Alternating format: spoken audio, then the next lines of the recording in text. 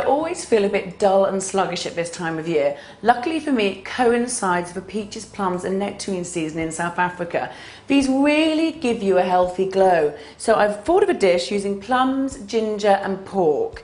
Now I start off with some halved baby potatoes. I like to keep the skin on because it really adds fibre to the dish. Just halve them, chuck them in. I'm afraid I have a weakness for pork at this time of year. Just season it really, really well. Then you get your nice crackling on top, making loads of mess. Bit of pepper.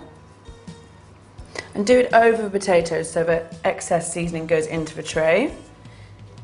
Pop it on top, and all the lovely juices from the pork will go right into the potatoes.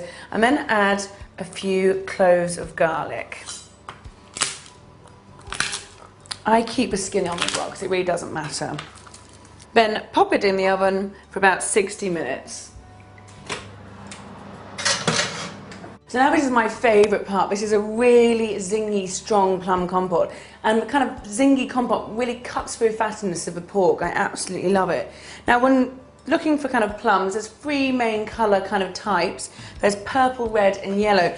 All works very well with this, but I'm kind of partial to the kind of bright pinkness that the purple plums give to the dish.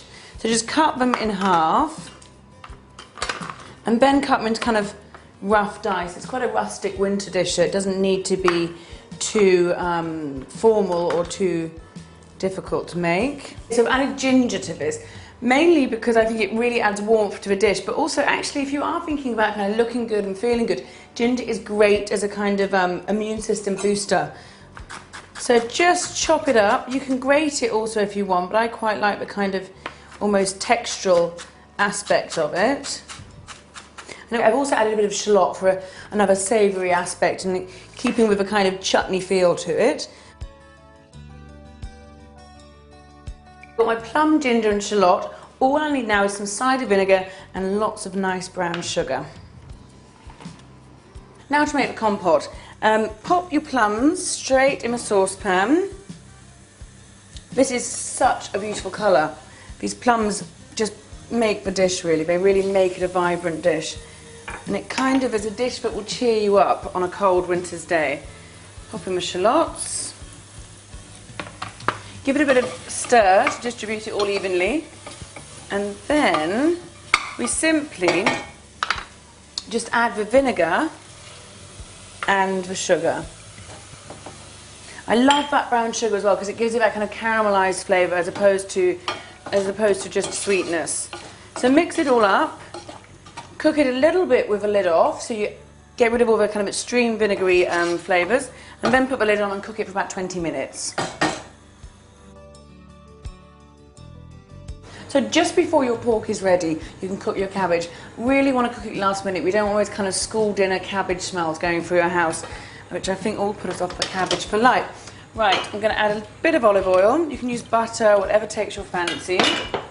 Nice Savoy cabbage is wonderful this time of year too, so some Savoy cabbage. Now, I don't want it to fry too much, so add a little bit of water and then steam it. So give it a bit of a stir, turn it down a little bit, add a little bit of pepper and some salt.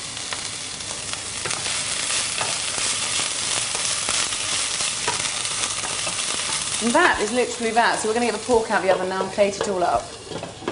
So I can really smell that roast pork cooking now. It's such a wonderful smell. Look, that just looks fantastic. Pork crackling to me is really very important. The only thing is, with shop-bought joints, they don't always crisp up as much as you'd like. So my little tip for this is to simply take the skin off and put it back in the oven. That way you keep your nice, moist, succulent, non-overcooked pork and crisp up your skin.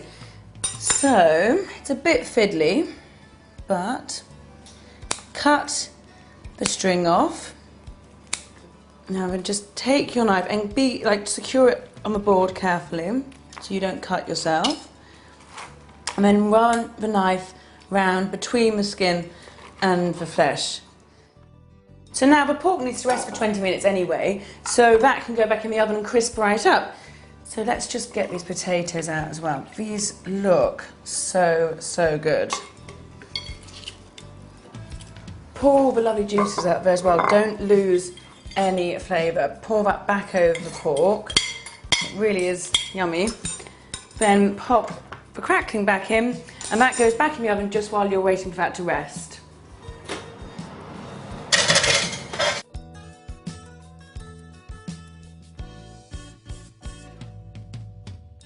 So I'm very excited about this, I have to say. Get the pork.